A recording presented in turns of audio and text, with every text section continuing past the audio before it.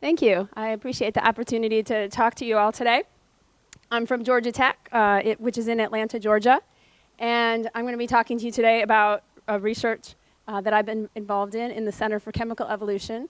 The title is A System-Level Viewpoint on the Chemical Origins of Life. Probably the word polymer should appear somewhere in this title because it's very polymer-focused in terms of the research we've been doing. And by system level, there are a lot of different things that could mean, but I'm coming from a background in engineering. I'm in the School of Chemical and Biomolecular Engineering at Georgia Tech, and I'm in the subfield called Process Systems Engineering. Usually what that means is that we use mathematical models to help encode our understanding and then make predictions and design systems. My particular original area of research is in feedback control, although I'm not actually going to talk to you about feedback control today, but certainly I think that's relevant to the research we're all talking about at this meeting as well. And so I'm gonna try to talk about some of the research that we've been doing and some of the insights that we've learned from this systems engineering point of view. So the research goal is to design and demonstrate prebiotically plausible minimal systems that can first of all polymerize. So we're not assuming that we start with the polymers, but we do have a polymer-focused research program. We want to store information in those polymers, transfer the information through replication, catalyze reactions or perform other functions, and ultimately undergo chemical evolution. Now, ideally, it would be nice to find a common environment in which all of these steps could occur for nucleic acid polymers, peptides, other biopolymers, maybe polysaccharides. We don't necessarily have to find a common environment, but if we do start to find key features, common features in the environments, that might be helpful going forward. And in order to design and demonstrate these systems, we need to not necessarily solve, but address what are some long-standing problems in the field, many of which were articulated in Shostak's a list of eight problems that was referenced in the past talk. One is the water problem. If we're trying to make biopolymers or protobiopolymers through condensation reactions, that's just not favored in water. The hydrolysis is driving us backwards, so that's something that we need to deal with. Another one is the strand inhibition problem. In order to have copying, we could use thermal cycling in order to drive strand separation, but upon cooling, then the strands might just come back together. So that's another problem that we've been trying to address. And a third is the single winner scenario, survival of the fittest. So many, especially theoretical models, particularly Eigen, have selection based on replication, and that doesn't necessarily need to lead to a productive outcome in terms of designing minimal evolutionary systems. So really we need to select for function, not just replication. And we also need to generate and sustain diversity in our system so that we can continue to have evolution. A single winner scenario is a dead end. And we're, as a systems engineer, I'm very focused on designing an entire system out of parts. Ideally, these are parts that we understand well. That may or may not be true in the system, in the research I'll be talking to you about going forward, but we look at parts and how they interact with each other. So it's the interactions between the parts that ultimately lead to this system level or emergent behavior. And so we really want to understand not only the chemistry, but also the environment and the coupling between them. And the main concept that we have been looking at in this research is the environmental cycle. So here maybe we have the sun that's driving water evaporation, and then that gives us maybe this viscous layer here that has low water activity. Then we have rehydration at night, maybe cooling, and then we have the cycle that goes on. So, you know, we all know we're all driven by cycles. Those of us who came from abroad, very aware of it through the jet lag that we're now out of sync. But we do want to look at environmental cycles. They're not only prebiotically plausible, but probably prebiotically necessary. That could be daily or tidal or seasonal cycles. These could be hot, cold, wet, dry, pH swings, all of the above. The hot, cold could really drive the wet and dry, and that could then drive the pH swings, in fact. So having this sort of cycle driven by the influx of solar energy gives us non-equilibrium behavior, and it induces reversible phenomenon that are lifelike in some ways. I'm not going to define life for you. But But over the course of the cycle, we want to sometimes have polymerization and then sometimes have hydrolysis. And we don't want to just drive ourselves into a thermodynamic dead end. We might want to have duplex formation, but then separation later on in the cycle, and that these sorts of dynamic reversible systems are lifelike in some sense.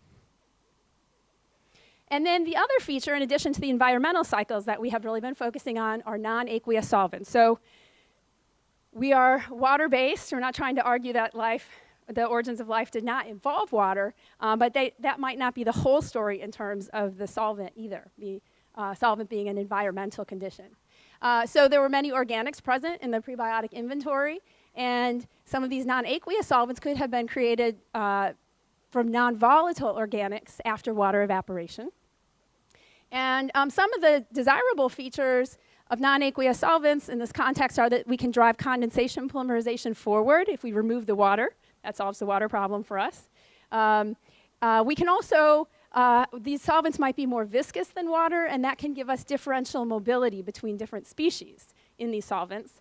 And also it can promote intramolecular folding by suppressing intramolecular reactions. So if we have a viscous solvent, then the species might not be very mobile, and they might have more time to fold before they undergo intermolecular interactions, other reactions, or non-covalent interactions.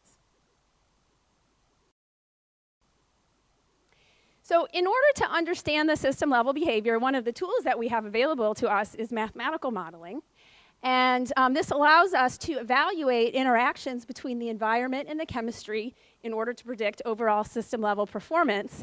This can be helpful because there are so many different parameters that we might be able to vary, and a model can help us clarify what some of the minimal interactions in our system need to be, and what is the window of performance that we can get with maybe a minimal type of experimental system.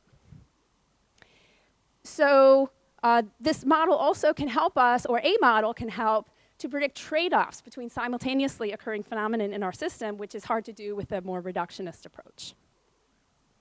And we considered a particular case study that I'm going to talk to you about today, which is the idea that the first functional biopolymer could have been the monomer synthetase. This is an idea that Nick Hutt has talked about before, and Nick is a really collaborator on all of this work, so appreciate his little setup in the back.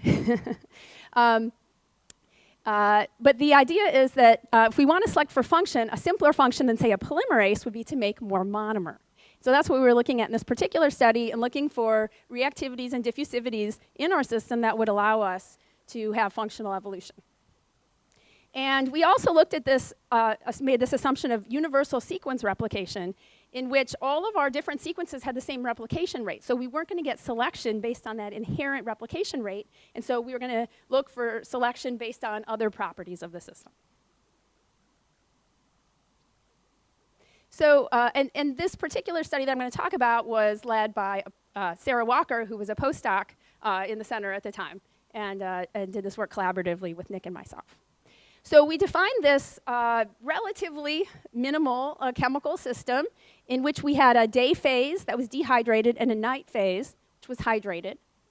And during the dehydrated day phase, we had different monomers of type A and B. So instead of 4 nucleobases, you could just think of 2 called A and B.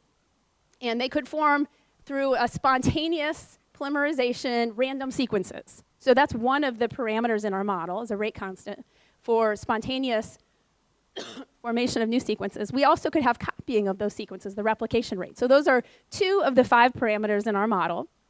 And during the night phase, we could break down those sequences through hydrolysis. And also during that hydrated phase, we would have diffusion. The monomers and polymers could both diffuse. These monomers are all assumed to be the same length. We have a lot of simplifications in this model. They're all 20 mers, and they form based on second-order reaction kinetics from the monomers. So the rates of polymer formation are dependent on the local resources in the system, and that was another property that we wanted to bring in. So really, depending on where these sequences nucleated spatially, they would be more or less fit based on the local resources, not based on their inherent sequence, because all sequences had the same rate constants for replication.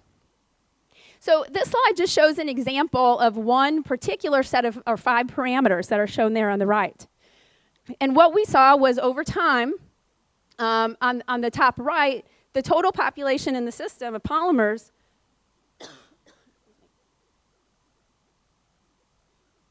The total polymer population grew for monomers and then stabilized, but we had a lot of dynamics in terms of our individual sequences. And I'm just going to get a cough drop here.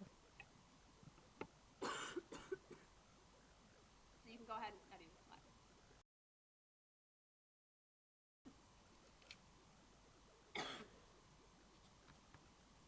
Okay, so early on in the system, we didn't have any sequences, and then we had many random sequences form. Some of them took hold in the population, like that upper blue one. Others went extinct. These are stochastic simulations, so we can have 0-1 behavior, or we can have actually a large number of species in our system, like 800 for that blue one. And we looked at not only the temporal evolution, but also spatial distribution, because we have these diffusivities. So the polymers are shown in that upper set of panels, and the monomers in the lower set of panels. But you can see these clusters emerging, which actually we did not expect. But it actually came through recycling of monomers, so that when we had hydrolysis and freed monomers from polymers, they would be more likely to be taken up by nearby polymers, and that stabilized the cluster, even though we did not build in any inherent interaction between the polymers. So as we varied the monomer diffusion rate across the top and the polymer diffusion rate down the bottom, we saw differences in terms of the spatial patterning. So we could have larger clusters if we had more polymer diffusion. The monomer diffusion was actually important in order to have good resource allocation, so that the monomer would be available to all of these replicating polymers. Okay, so I talked about the importance of functional selection, but up until this point, we had all these replicating polymers that had no function. So in this particular case study, we then introduced, at a later time, the appearance of a functional polymer that could make more A. And what we saw was that compared to the green curve with no functional sequence, once this functional polymer was introduced, we had this red curve that really bootstrapped up the entire population. So by making more monomer, it not only was it amplified in the population, but also everybody benefited, but not as much. Okay? So this illustrated that really there was a balance needed between competition and cooperation to achieve higher system level performance. And this was enabled by limited diffusion.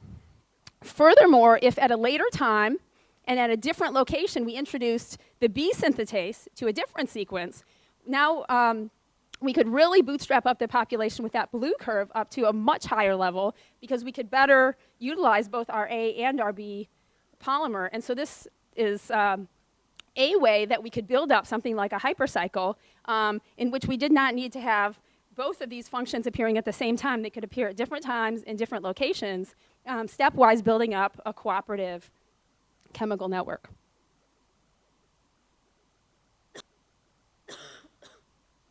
Okay, so what were some of the insights that we gained from this? One was that the optimal system behavior in order to generate and sustain diversity occurred at sweet spots. So it wasn't always more is better. And so this is something that without a mathematical model would be difficult to predict. That we wanted to have some reversibility in our polymerization so that we could generate new sequences and continue to look through sequence space for these probably small fraction of sequences that would be functional.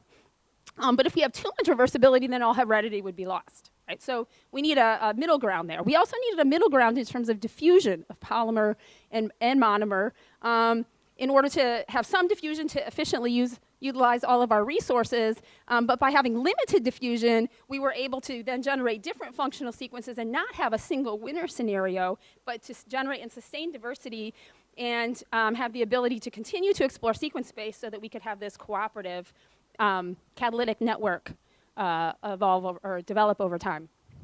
And so that's the second bullet point, that these cooperative networks could emerge stepwise. We don't have to have the hypercycle appear all at one time.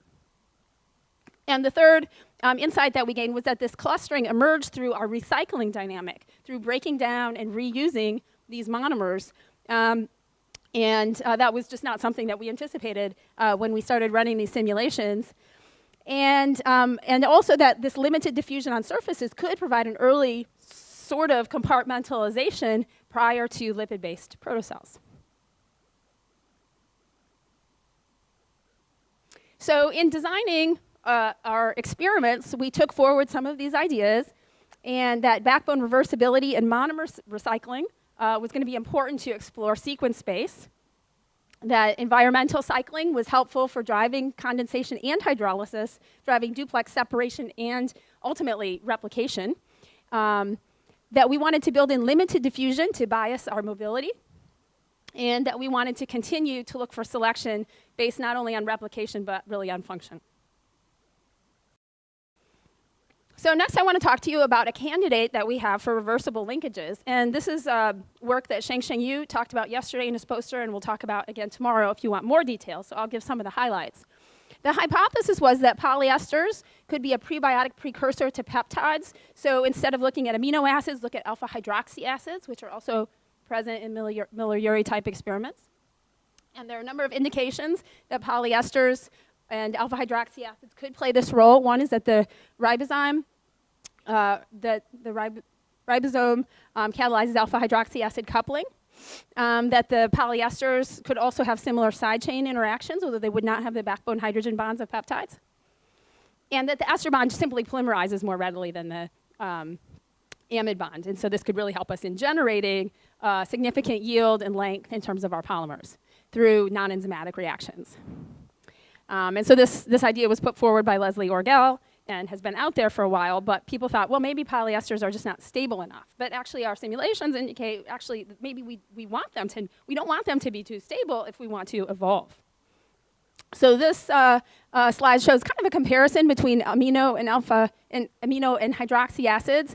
If you're trying to do non-enzymatic peptide polymerization, you have a couple of problems. One is that it's thermodynamically unfavorable in terms of drying reactions or insolvent. And then we also have the diketopiperazine sink, in which we form this cyclic dimer. So the ester solution has a more favorable bond formation free energy, and although it does form cycles, they're reversible. So we've been looking for the last 5 years or so at reactions of these polyesters, and this shows one of our early papers led by Irina Mamedov and on malic acid cycling, and we built a kinetic model to predict the effect under wet-dry cycles under different temperatures, and we did the experiments, and they agreed pretty well in terms of the monomer, dimer, and trimer concentrations, and it showed kind of a ratcheting behavior in which we could form the polymalic acid over time and then achieve kind of a cyclic steady state in terms of polymerizing forward and then hydrolyzing somewhat during the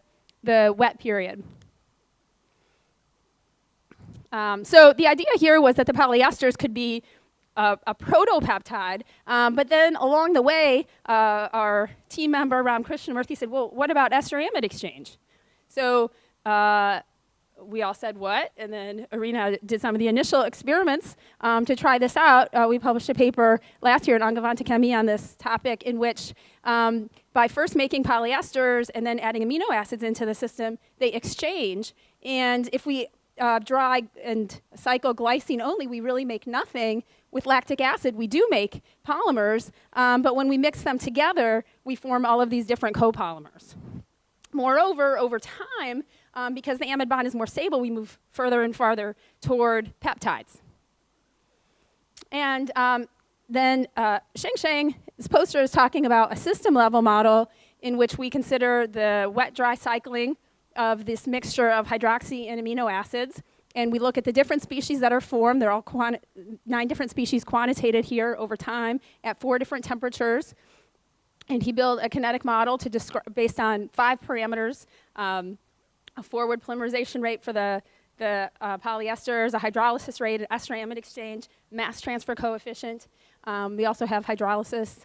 And we're able to get really remarkable achievement, I think, for all 9 of these species, and helped us to understand that this reaction could be understood in terms of elementary mass action kinetics and diffusional mass transfer. And from the model, we were able to gain some insights that at the 4 different temperatures, our rate constants and mass transfer coefficient really are very Arrhenius-like. Now, this would never be expected because we're drying the system. It's really not ideal, but we can still see this same Arrhenius type of behavior.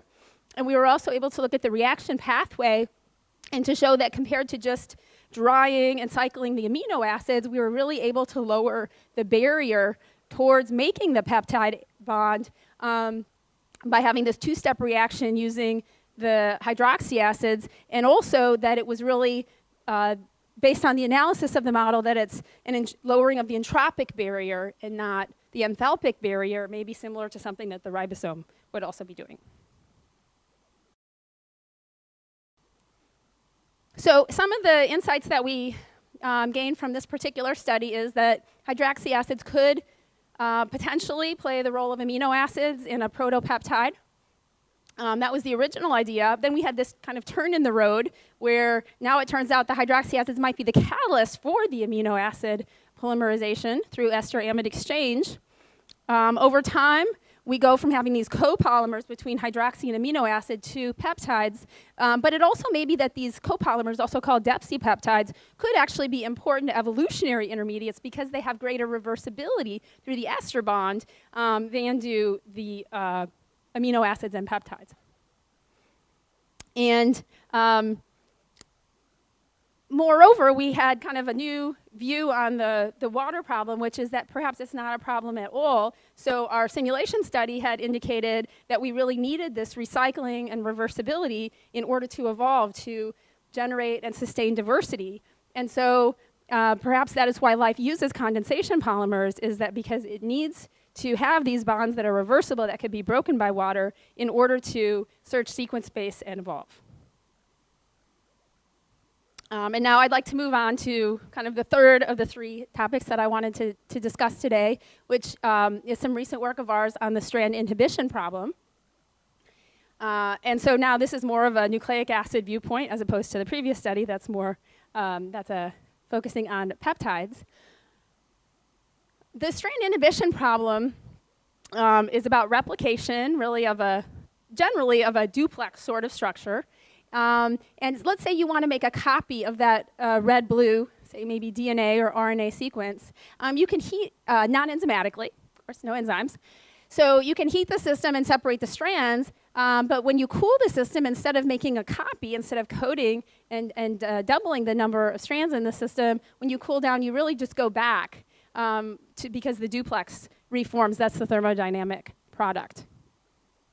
And so you, and this was a problem articulated by Jack Shostak in his paper that was mentioned earlier, and they've also recently published an approach to solving strand inhibition using arginine, and so we have a different approach that we have been looking at, which is to use viscosity. So the hypothesis is that through thermal cycling in a viscous environment, you can overcome strand inhibition and promote template-directed nucleic acid synthesis. So now if we have a viscous environment, we can heat the system and separate the strands, same as in aqueous buffer. But now when we cool, what we thought, the hypothesis was that when we would cool, the long strands would not move very fast in the viscous solution. The short strands would move faster, and they would be able to coat this. But actually, when we kind of did some numbers, worked some numbers, it didn't seem like maybe we were going to get that much differential mobility because it would probably go a square root of the length. And so, but anyway, it was, something hypothesis that Nick had and that we tried out. And what we found actually was that we were getting intramolecular folding of the long strands, and that was probably also playing a role along with the differential mobility in order to keep the long strands from coming back apart. And that would give us a window of time, a kinetic solution to this thermodynamic problem of strand inhibition, in which we could coat the long strands, maybe using kind of a toe-hold mechanism to open up the strands with these short oligomers, coat them, ligate them before we actually got to the thermodynamic duplex reformation. And then we could go around again. So this was a paper that was published this year, is online in Nature Chemistry, and should come out 2017 at some point in an actual issue. So one thing that we needed to do was to choose the viscous solvent. The work I'll show you today is using glycoline, which is a mixture of glycerol and choline chloride, also known as a eutectic solvent or a deep eutectic solvent. And this is a system that also Irina had been looking at previously for nucleic acid assembly, G-quadruplex in particular. And what they had found in the group in the past is that within this particular mixture of glycoline, the B form of DNA was retained. And so that was kind of, I don't know, interesting and notable, I think, that DNA would take its native form.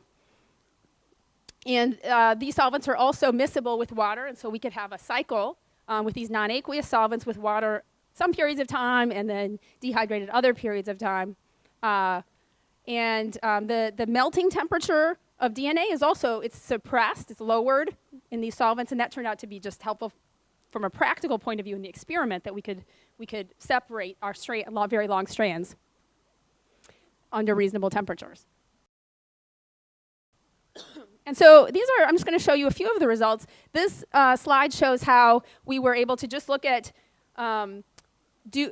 separating the duplex and then cooling it back down, and we had a window of time in this glycoline in which we could get the single-stranded DNA. So if you look at the gel at the top, there's the top band is the double duplex DNA, and the lower one is the single strand. So in glycoline, we would have a period of time in which we would have single strand before it reannealed, whereas in aqueous buffer, it would really pretty much immediately reanneal unless we had an extremely high cooling rate, something like 40 degrees C per minute, which probably is not prebiotically plausible.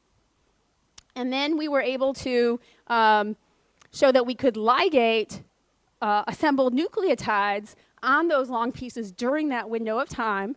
And so that's really what this particular slide shows. We looked at 11 30 tumors adjacent along a 3 kilobase template, and we could make the full-length product in glycoline, whereas we would not be able to make it in aqueous buffer.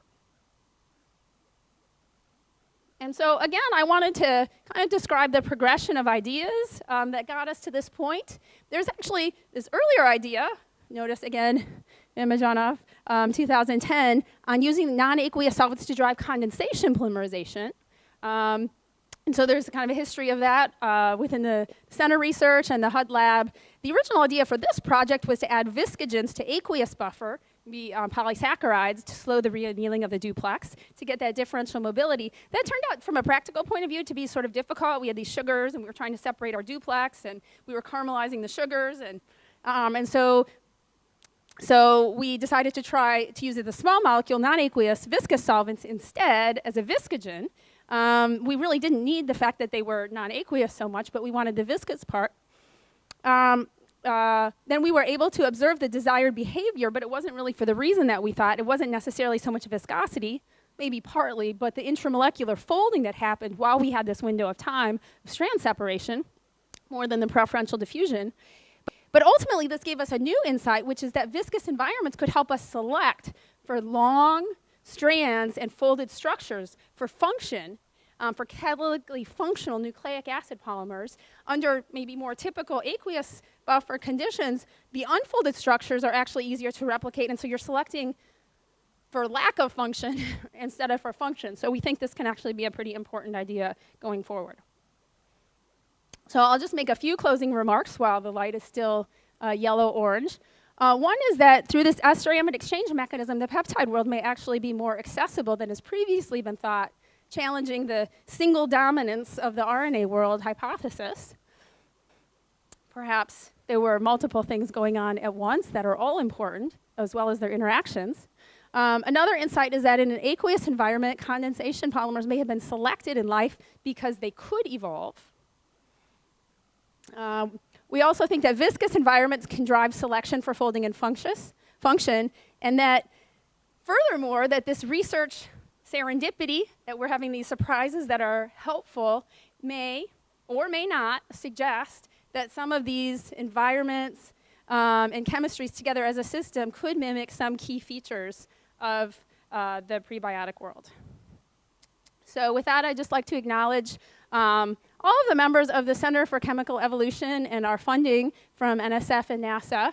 Also like to acknowledge some of the key players in the work I presented today, Nick Hudd, first and foremost, and thank him for inviting me into the center to work in this exciting area. Sarah Walker, Sheng Yu, Christine He, and Irina Mammadamov. And I believe Chris Butch, I did not talk about Chris's work, but I believe he's the tall one standing in the back right there in this picture from the center. So anyway, many center members to acknowledge here. And I also just listed 3 of the key publications from this work. And with that, I'd like to conclude and welcome any questions.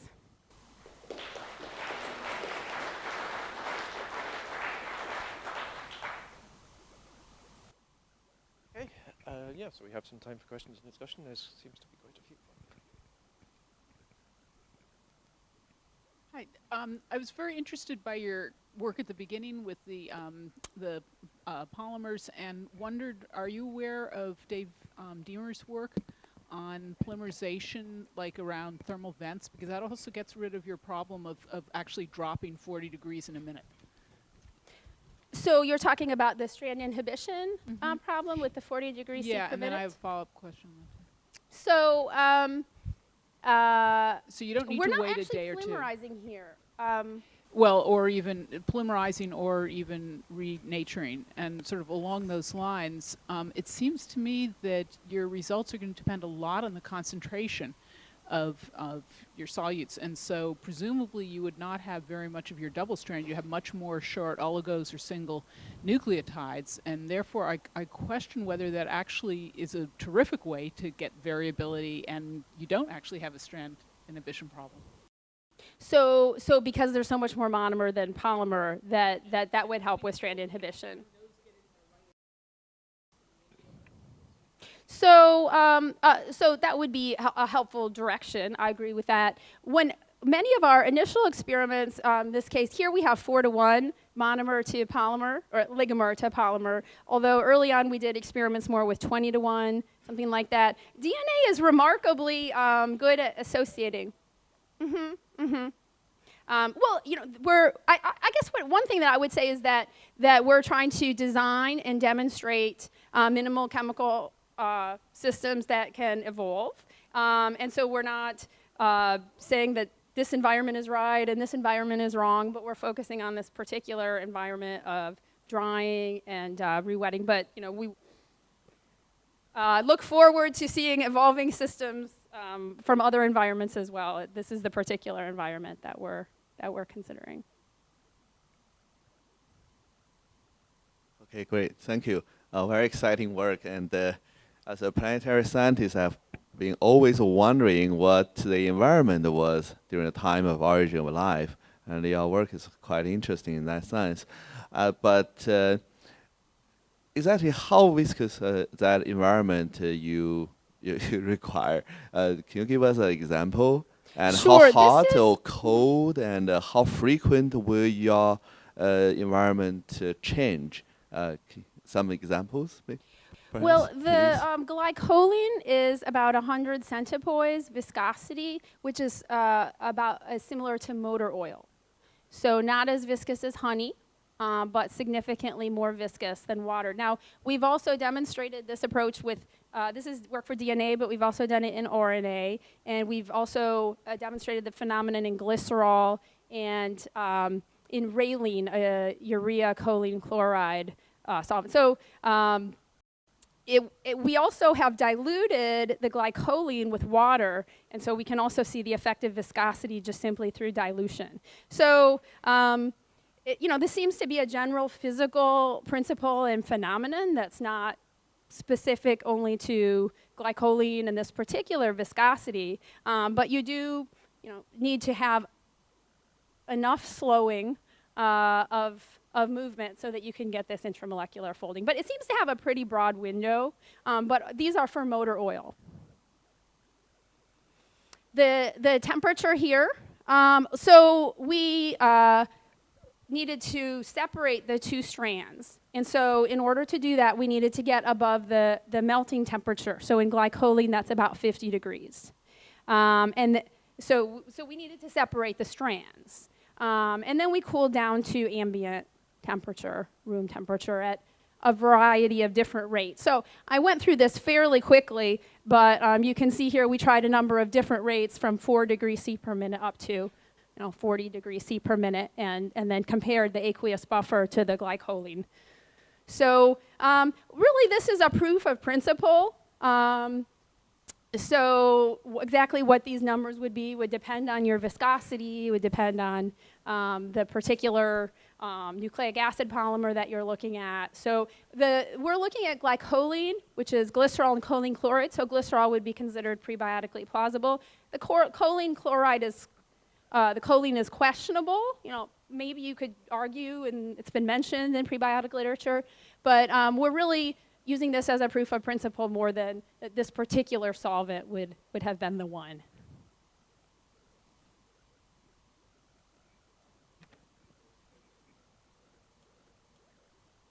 Thank you very much. I've got interested in your turning on your hypothesis that the hydroxy acid can work as a catalyst for amino acid polymerization. Why did you conclude in that way? I just asking the hydroxy acid has some specificity for selective amino acid sequence, or you have the general catalyst action for any types of amino acid? So if we look at the figures on the right there, you can see that the amino acids and the hydroxy acids have their analogs. So glycine and glycolic acid, alanine and lactic acid. So they differ only by the amine group versus the OH group. So they're very similar to amino acids, and that was what led Nick, I don't know, 8 years ago to come to my office and say, look, you got to read this paper about glycolic acid. And Orgal had talked about its importance. But this ester-amide exchange is not so much about the similarity between these molecules. Its ester-amide exchange is a well-known chemical reaction in elementary textbooks, but it just had not been applied to these polymers or in an origins context. Actually, these depth C peptides are documented in terms of biomedical applications in the literature, so it was sort of right there hiding in plain sight, I think. You couldn't find any selectivity for each amino acid or So we have hydroxy tried this reaction for many different hydroxy acids and many different amino acids, and some have more reactivity than others, but it is a general phenomenon. It's not specific to a particular amino acid. And we have made sequences, copolymer sequences with different amino acids, different hydroxy acids. So it's just a general reaction that just has differential rates depending on the particular hydroxy acid or amino acid. But it seems to be very robust. So I'm just wondering about the geochemical settings of the dry-wet cycles or any kind of cycles like that. So it is really interesting to have like these polymers clusters and everything, but in this kind of settings, shouldn't you like also take into account the fact that, well, you will have salts in the water, and since you have salts, it will be like an evaporite basin or whatever, so you will have to take into account the fact that you have at least 1 molar of any salt dissolved there. So after you have your brine, is it reversible? Do you expect that you will have the same kind of results? Or? Yes, certainly adding other species will add complexity to the reactions and potentially change the events. We have been focusing more on pH dependence. One point that I did not make here, but that is important for the ester-amide exchange reactions, is that because we have hydroxy acids, they're acidic.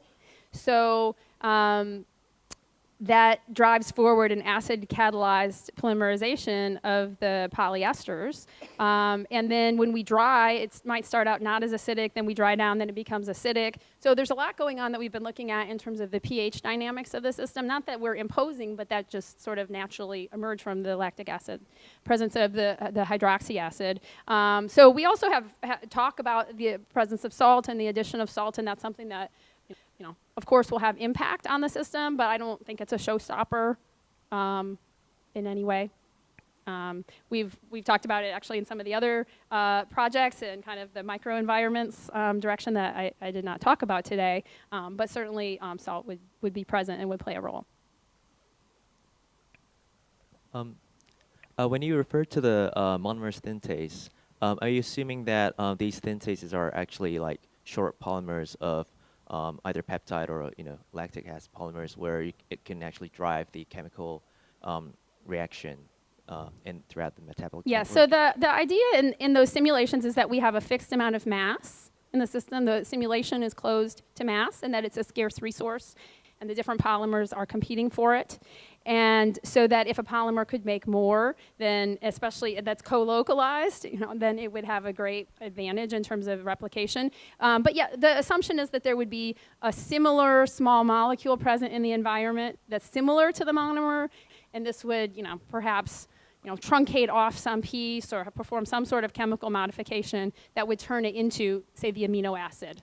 And then if you incorporate the recycling cycle, I really love that recycling cycle concept, because actually, the sequence of those polymers in the environment will be governed by the composition of those each polymers. So actually, if you introduce these monomer synthase into the system, then that will probably change the composition of in the environment, which will change the sequence space, kind of shape the sequence space of those randomly formed That's right, polymers. and that's what you can see actually in this middle panel here, where we have an azyme, we have an enrichment of the A monomer, and then depletion of the B monomer. In this case, though, we had all of our polymers were assumed to have equal amounts of A and B, different sequences, but same composition. So we just didn't introduce that additional complexity into the simulation, but you're absolutely right that if we have more A, then it'd be easier for polymers rich in A to replicate.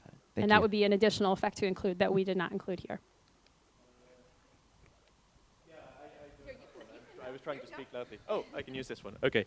So towards the end, you had this very brief comment that perhaps the biological polymers evolved because they are good at evolution, which I think sounds very interesting. So I was wondering if you could say a little tiny bit more about that idea. I think, I don't know. I mean, I do, I like that idea as well, and that's something that Nick and I have been discussing and that he perhaps really articulated.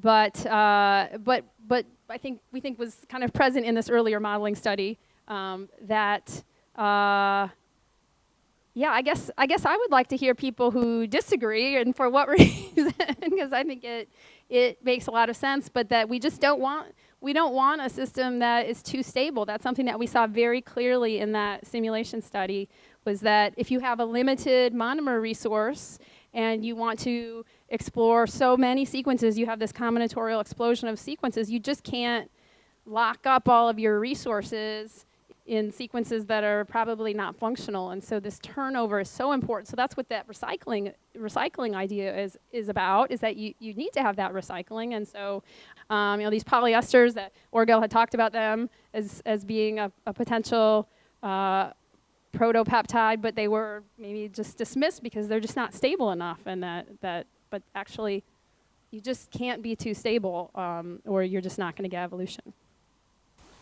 Okay, well, and thank you very much for that talk.